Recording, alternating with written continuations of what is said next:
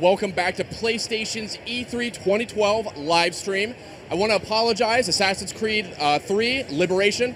Technical difficulties, we're going to hope to get back to that one soon, but the show must go on. We're going to do it live.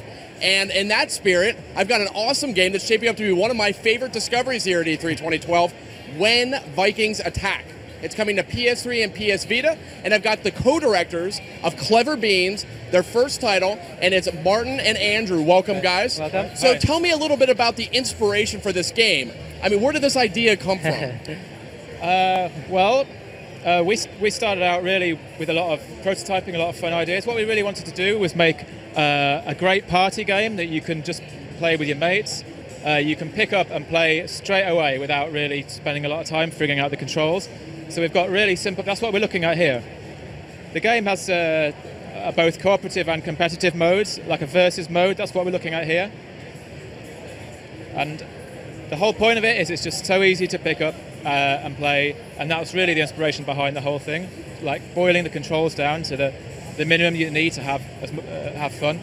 So the basic mechanic here is obviously you're picking up different items and you're fighting it out. Now, if you're playing a single player, you're fighting off hordes of Vikings, unruly Vikings that are running around throwing things back at you. That's right. How does that mechanic work? I mean, does the size of your team like sort of dictate what you can pick up? That's right. The larger your team, the more people you have, the larger the things you can pick up and throw around. And when you just walk into something to pick it up, and you've got just two buttons really, you can play the game with just two buttons. Just like a traditional beat 'em up, you've got an offensive move. You just hit square to throw something at an enemy, and you've also got X button, which is like a dodge. It's like a dash, but you can also catch things that are thrown at you by dashing into them. A little like a block in a beat 'em up. A little like a block, yeah. Now, one of the things that, I picked it up just a couple minutes ago, got my hands on, I immediately was just destroying, I was playing the single player, destroying these Vikings. It reminds me a little bit of almost like bowling a little bit, or I mean, do you get that a lot? Yeah, we do. It gets compared to a lot of sports, really. Bowling, it's got compared to out in the dodgeball, US. which is not something that we have. Very satisfying, the way you sort of have to like almost predict where the enemy group, a cluster of guys is, and try to hurl at them and try to wipe them all out in one hit. Yeah. Very satisfying. Exactly. Of course, here, now let's talk about some of these environmental hazards. Well, as you can see, we've got moving traffic, which is very hazardous to the player. You can actually control the traffic here. If you throw something at the traffic light, it controls the flow of the traffic. That's just one example. We've got warp gates. In some levels, you throw something out one end and it comes back in the other side of the level. We have bouncy signs. We also have, as you can see here, these green bombs, red bombs. They do different things, so there's quite a lot in there. So very arcadey. Right now you're seeing competitive mode. Let's check out that Vita version too, because it's not just on PS3, it's on PlayStation Vita. Tell us about this Vita version. How does it stack up to the PS3 game? Well, the Vita version is identical, really. We've designed the game from scratch for both platforms, really. We support a full complement of cross-play features.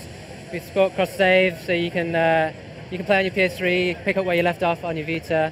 We also support multiplayer PS3 to Vita, so you can have any combination of two people on one PS3, a couple of Vitas, any combination of all of them. And it's up to 4 players? That's right, 4 players, yeah. And now, you were telling me before, the game runs at 60 frames a second, which is like, I don't know, that's very important to me. I love to see that in a game. Yeah. And it runs at full native resolution, right? On both platforms, that's right. 1080p on PS3 at 60.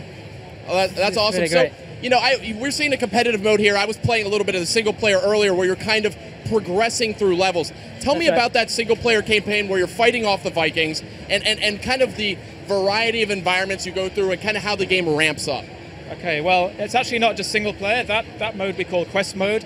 In that mode you can still play, you can play on your own, but you can play with up to 3 other players, so you can have 4 of you go through the levels together, and it kind of works a little bit like an old school kind of brawler like Double Dragon or Final Fight, and you're going to go through a set of environments and clearing all the Vikings out of those, and they go. I mean, a lot of them are set in a town. The game is set in. It's kind of a modern day town, but it's a little bit like sort of 70s. It's a nostalgic thing for us. It's a little bit like the town that I grew up in for a start. It's got sort of elements of that. Some places it's a little bit run down, and there's little jokes in there basically that you'll see as you go through the game. So in the quest mode, you're not just creaming Vikings here. I mean, are there going to be other challenges? Maybe a boss battle or two? There will be boss battles, yeah, but we'll be talking more about those in the coming months. Keeping that under lock and key. I don't blame you. The game is a ton of fun. Right. What else jumps out at you? I mean, what else would you want to tell somebody who's interested in playing the game?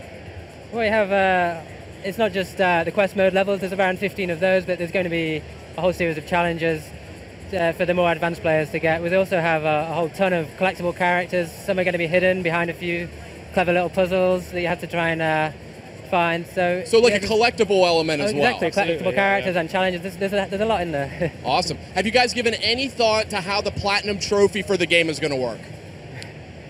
I think, again, that's something we'll be revealing in the coming months. Oh, okay. Sounds like you got something big in store. Yeah. Okay, well, When Vikings Attack coming out this fall. This fall, yeah, absolutely. On PS Vita and PS3 on PSN. Yeah, and it's buy one, get both at the same price. Buy one, get both. Music to my ears, and I suspect many others as well. Yeah. All right, thanks a lot, guys, for stopping by to show off When much. Vikings Attack. Thanks for We'll having be us. back soon with more E3 Live.